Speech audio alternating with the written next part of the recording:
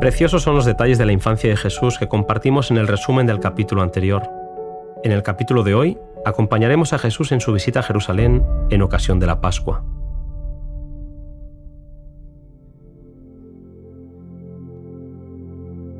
A los 12 años, los niños hebreos pasaban a ser llamados hijo de la ley e hijo de Dios. Pasaban de la niñez a la adolescencia, por lo que podían participar de fiestas y ritos sagrados de la religión. A esa edad, Jesús acompañó a sus padres cuando visitaron Jerusalén para participar de la Pascua, fiesta en la que muchedumbres se juntaban en la ciudad durante varios días inundando la ciudad amada. Para mayor protección, los viajeros se unían en grandes grupos y a lo largo del camino los padres y las madres relataban a sus hijos las maravillas que Dios había hecho en favor de su pueblo en los siglos pasados. La Pascua era la fiesta que celebraba el nacimiento de la nación hebrea. Cuando aún eran esclavos en Egipto, los israelitas se reunieron en familias en sus casas en preparación para una liberación que estaba por llegar. Habían rociado los dinteles de sus puertas con la sangre de un cordero sacrificado y habrían de comer cordero asado, pan sin levadura y hierbas amargas. No lo harían alrededor de una mesa, sino que lo harían con rapidez preparados para salir. Aquella noche los primogénitos de los egipcios murieron, pero los hijos de Israel salieron milagrosamente de Egipto. Cada año habría de celebrarse la Pascua y de generación en generación había de repetirse la historia de esa liberación maravillosa. Toda aquella fiesta ilustraba la obra de Cristo a favor de Israel y de todo el mundo. Lamentablemente, la observancia de esta fiesta había degenerado en formalismo, pero para Jesús aquella primera Pascua tenía un significado muy importante.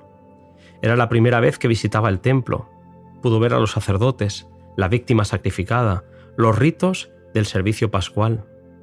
Cada día veía con más claridad su significado. El misterio de su misión se estaba revelando al Salvador. Las fiestas terminaron y Jesús se había separado de sus padres quedándose en el templo donde, sentándose a los pies de los rabinos eminentes, escuchaba sus enseñanzas. Como quien busca sabiduría, interrogaba a esos maestros acerca de las profecías y de los acontecimientos que entonces ocurrían y señalaban el advenimiento del Mesías. Hacía preguntas sobre temas vitales para la salvación de las almas. Al escuchar a los rabinos hablar sobre la futura exaltación que la venida del Mesías proporcionaría a la nación judía, Jesús presentó la profecía de Isaías y les preguntó qué significaban aquellos textos que señalaban los sufrimientos y la muerte del Cordero de Dios. Respondía a las preguntas de los maestros con una profundidad que los sabios no habían alcanzado. De haberle hecho caso, una gran reforma se hubiera iniciado en Israel. Sabían que él no había sido educado en sus escuelas y quisieron asegurárselo como alumno para que llegase a ser maestro en Israel. Las palabras de aquel jovencito conmovían sus corazones. Entendieron que su expectativa del Mesías no tenía una base bíblica, pero no querían renunciar a aquello que alimentaba su propia ambición. Su pregunta era: ¿cómo tiene este joven conocimiento no habiendo nunca aprendido? La luz estaba resplandeciendo en las tinieblas, pero las tinieblas no la comprendieron. En su camino de vuelta a casa, José y María estaban angustiados.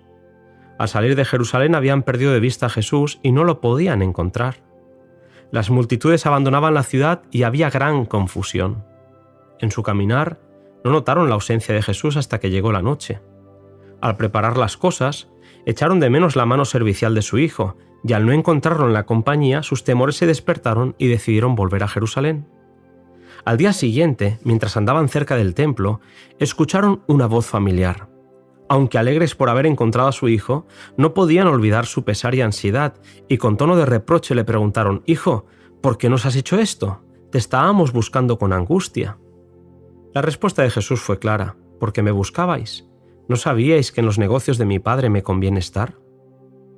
Al saber de lo que había pasado entre los maestros de Israel y Jesús, las escenas de aquel día no habrían de borrarse nunca de las mentes de José y María. Jesús había dado inicio a la obra que había venido a hacer. Sus padres habían descuidado la suya. Habían perdido de vista a aquel que no debían haber olvidado en ningún momento.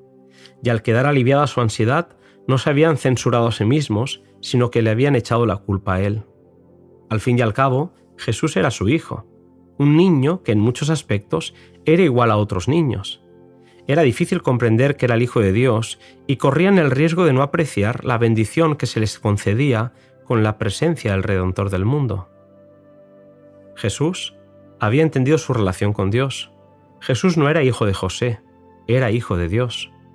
De vuelta a Nazaret cumpliría sus deberes de hijo, hermano, amigo y ciudadano, y durante 18 años esperaría el momento señalado en el que daría comienzo su ministerio público, lejos de su propia familia, a favor de la familia humana.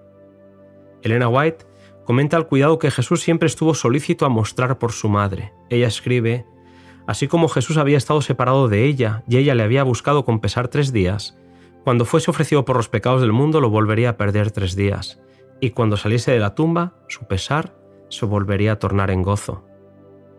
Comentando la experiencia por la que pasaron José y María, Elena White escribió: por la negligencia de un día, perdieron de vista al Salvador, pero el hallarle les costó 3 días de ansiosa búsqueda. Por la conversación ociosa, la maledicencia o el descuido de la oración, podemos en un día perder la presencia del Salvador y pueden requerirse muchos días de pesarosa búsqueda para hallarle y recobrar la paz que habíamos perdido. Es nuestro privilegio el no perder de vista a Jesús, no olvidarnos de Él al centrarnos en las cosas de la vida y caer en el desaliento al notar que nos hemos distanciado de Él. Muchos asisten a los servicios religiosos y se sienten refrigerados y consolados por la palabra de Dios, pero por descuidar la meditación, la vigilancia y la oración, pierden la bendición y se hallan más indigentes que antes de recibirla. Con frecuencia, les parece que Dios los ha tratado duramente. No ven que ellos tienen la culpa. Al separarse de Jesús, se han privado de la luz de su presencia. Al concluir este precioso capítulo leemos que sería bueno que cada día dedicásemos 1 hora de reflexión a la contemplación de la vida de Cristo. Debiéramos tomarla punto por punto y dejar que la imaginación se posesione de cada escena, especialmente de las finales. Y mientras nos espaciemos así en su gran sacrificio por nosotros, nuestra confianza en Él será más constante, se revivará nuestro amor y quedaremos más imbuidos de su espíritu. Si queremos ser salvos al fin, debemos aprender la lección de penitencia y humillación al pie de la cruz. Contemplando la belleza de su carácter, seremos transformados de gloria en gloria en la misma semejanza. Querido amigo, hasta aquí este precioso capítulo. En el siguiente, Elena White nos habla de los conflictos que tuvo que soportar Jesús en los años de su juventud.